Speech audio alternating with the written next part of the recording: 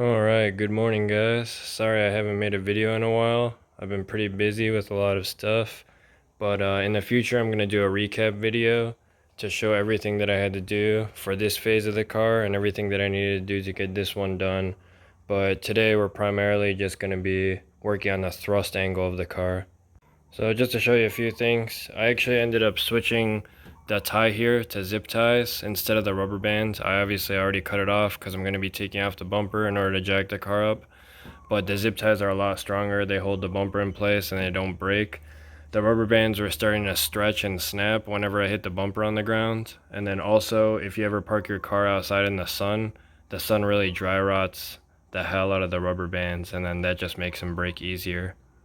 I also had to clear a speed bump the other day.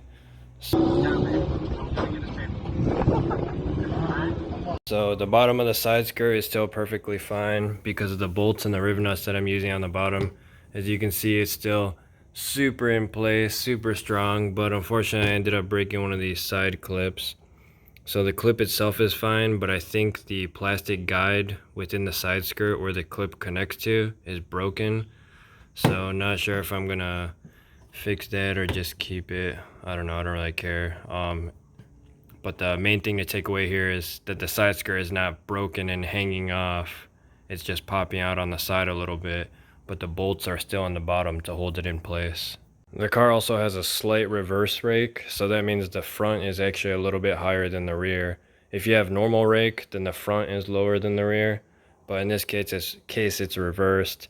And that's just because I couldn't really find a way to make this turning radius work with the wheel being tucked so hard unless I cut and high radius this fender. And then the other thing that's killing me is the ground clearance for the skid plate. But one of these days, whenever I'm able to convert back to the OEM headers, I should be able to gain a little bit of ground clearance and possibly go lower. Oh, and another thing, people always ask me why I don't run rear window vents like I do on the front. And that's just because I got these window vents from Billet Works. So I got the broken hearts on this side to match the broken hearts over here.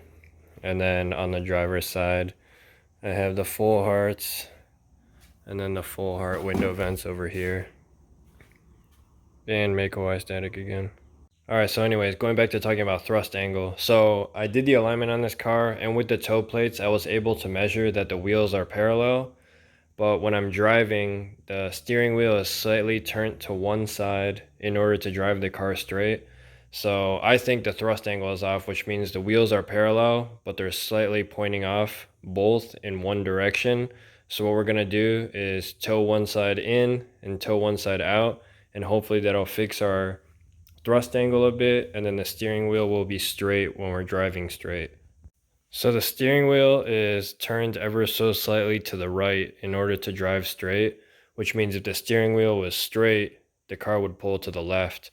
So what we're going to do is toe the passenger side wheel out, toe the driver's side wheel in, and hopefully the steering wheel will be straight when we're driving straight.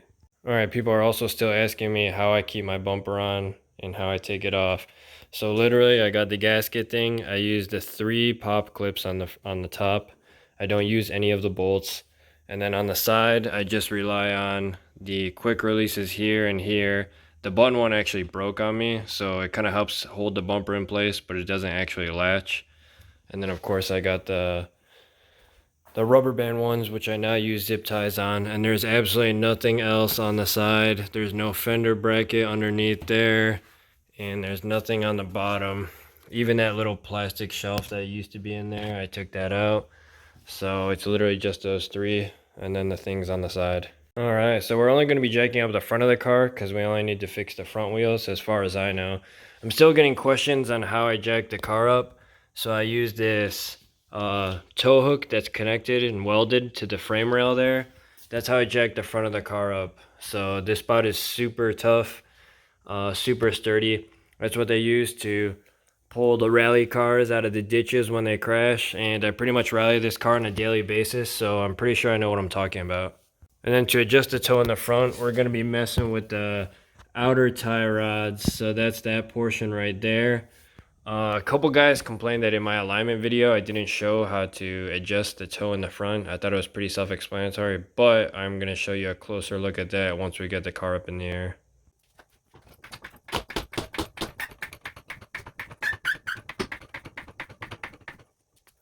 Alright, the car is jacked up. So here's the jack stand placement I like to use when I'm only jacking up the front, or if I don't need to jack the car up that high. So I just use the engine subframe point. So this mounts to the actual frame rails. And then I use the jack stand just in front of the inner tie rod there. So that's what's holding the entire weight of the car. I got one on the other side as well.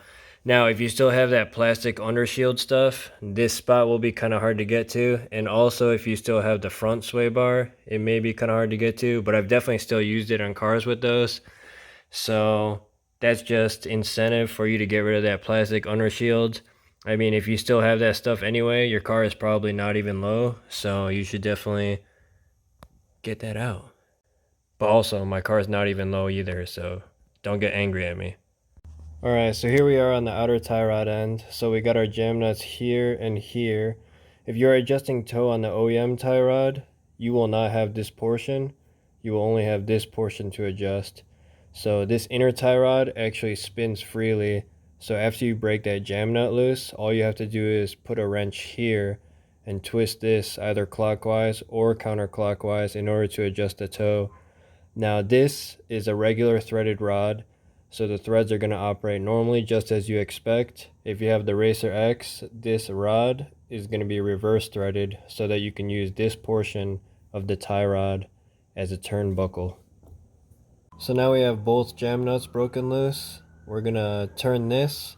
We want to tow this wheel out, so we're going to turn it counterclockwise in relation to the inner tie rod, just like so. And I think we're just going to start with half a turn and then see what that gives us. And just to reiterate, this will stay stationary if you're using the OEM tie rods, and you will spin this instead to adjust. Here is the driver's side. We have both jam nuts broken loose, and we're going to tow this wheel in. So we're going to turn it clockwise towards the inside, and then we're just going to do half a turn on this as well. Alright, so that's pretty much it, guys. I'm going to get the car on the ground and measure to see if the toe is still good, but we towed this side out and we towed this side in, and that should help our steering wheel situation a little bit better. I'll try to do more videos in the future. I've had a lot of requests on the mono wiper. It's pretty easy mod to do, but I'll do that in the future, and then I'll try to do a recap of what I did with the rear upper control arms and then the framework and all that stuff as well.